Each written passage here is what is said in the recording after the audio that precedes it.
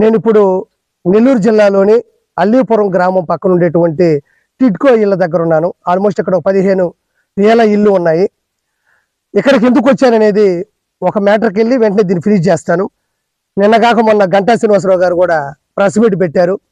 ఏమనంటే ఋషికొండ మీద 61 ఎకరాలు పూర్తిగా కూల్చేసి దాన్ని బోడిగుండు చేసి ఆల్మోస్ట్ 500 కోట్ల రూపాయలు ఖర్చు పెట్టి పరదాల చాటున ఈరోజు ఆయన ఒక మంచి ప్యాలెస్ దర్జాగా బతకడానికి మంచిగా విలాసవంతమైన జీవితాన్ని టూరిజం పేరుతో రిసార్ట్ పేరుతో ఆల్రెడీ ఉన్న హరిత రిసార్ట్ని కూల్చేసి కోట్ల రూపాయల ఆదాయం తెచ్చే దాన్ని పక్కన పెట్టి ఈరోజు సొంత ప్రయోజనాల కోసం కట్టుకున్నాడు.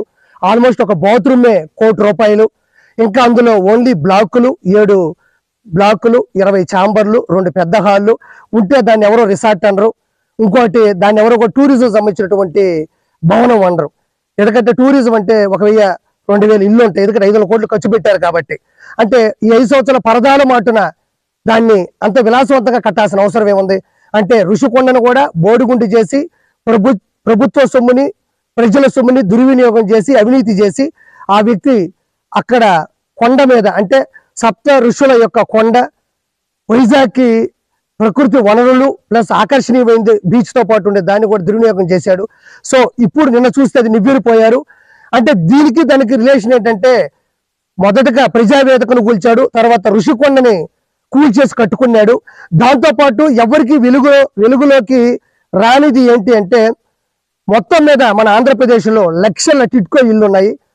చంద్రబాబు గారు బడుగు బలహీన వర్గాల వారికి పేద ప్రజలకి వాళ్ళకి రోడ్డు పక్కన పడుకోకుండా కనీస సదుపాయాలు ఉండి ఆడవాళ్ళ మానాలకి రక్షణగా ఉండేటట్టు మంచిగా 500 రూపాయలతో 25,000 రూపాయలతో తక్కువ డబ్బులతో తీసుకొని ఏదో ఇల్లు కట్టాడు. అలానే అల్లీపురం దగ్గర 15,000 ఇల్లు పైచులుకున్నాయి. వాటిల్లో 100% అయిపోయినట్టున్నాయి. ఎనక చూస్తే 90% అయిపోయినట్టున్నాయి, 10% అయినట్టున్నాయి. అన్నిటినీ కూడా ఆ రోజు ప్రభుత్వం నుంచి పక్కకెళ్ళిన తర్వాత వైఎస్ఆర్సీపీ గవర్నమెంట్ వచ్చిన తర్వాత కేవలం ఇవి మేము కట్టామని చెప్పుకోవడానికి 300 కోట్ల రూపాయల పైచీలకు కలర్లకి అంటే వైఎస్ఆర్సీపీ గవర్నమెంట్కి వేసే కలర్లకి ప్రభుత్వ కార్యాలయాలకు వేసే కలర్లకి ఖర్చు పెట్టారు తప్ప కనీసం ఒక డ్రైనేజ్ కానీ ఒక నీటి సదుపాయం కానీ ఒక జేసీబీ పెట్టి ఆ మట్టిని దోపించడం కానీ ఈ రోజు లోపలికి వెళ్తే ఆ రోజు కట్టింది తప్ప ₹1 కూడా పెట్టుబడింది లేదు. సెంట్రల్ గవర్నమెంట్ ఇచ్చిన డబ్బులు కూడా సొంత లాభాలకి నిధుల్ని పక్కకి జరపడం జరిగింది. ఈరోజు మొత్తం పగిలిపోయి ఉన్నాయి. అంటే నేను చెప్పేది ఏంటంటే 25 లక్షల లీటర్లు పట్టేటువంటి ఈ 2 రాష్ట్రాల్లో లేనటువంటి అతిపెద్ద వాటర్ ట్యాంక్ ఈ టిడ్కో 15,000 ఇళ్లకు ఇవ్వడం జరిగింది. అది కూడా ఎలా అయితే స్టార్ట్ చేసి ఫినిష్ చేయబోయారో దాన్ని కూడా అలానే వదిలేశారు. అంటే ఎందుకు చెప్తున్నా అంటే ప్రజావేదిక కావచ్చు, ఋషికొండ కావచ్చు, టిడ్కో ఇల్లు ఈ రోజు గుడివాడలో కూడా 8,000 టిడ్కో ఇల్లు ఉంటే 6,000 ఇచ్చి అందులో ఈ రోజు డ్రైనేజ్ లేదు, వాటర్ ప్రాబ్లం, అసలు లోపల కూడా పడుకోలేని పరిస్థితి. ఈ విషయాన్ని ఎలక్షన్ ముందు చెప్దామా అంటే ఈ ఇళ్ల లోపలికి మనం రాలేము. అందరు ఇక్కడ గంజాయి అమ్మేవాళ్ళు, ఇక్కడ ఒక రౌడీ రాజకీయం జరిగేది. ఇక్కడ చూడండి బీరు బాటిళ్ళు ఉంటాయి, కత్తులు కట్టలు కూడా ఆడాడ దొరుకుతూ ఉంటాయి.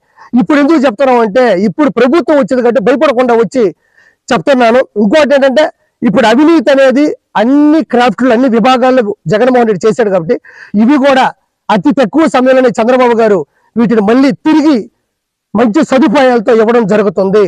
కాబట్టి ప్రజలందరికీ కూడా ఈ కూటమి ద్వారా ఈ చంద్రబాబు గారి హయాం ద్వారా ఖచ్చితంగా వీటిని మళ్ళీ ఇవ్వడం జరుగుతుంది. ఇంత అవినీతి జరిగింది అని పూర్తిగా విజువల్స్తో మీకు చెప్తున్నాను.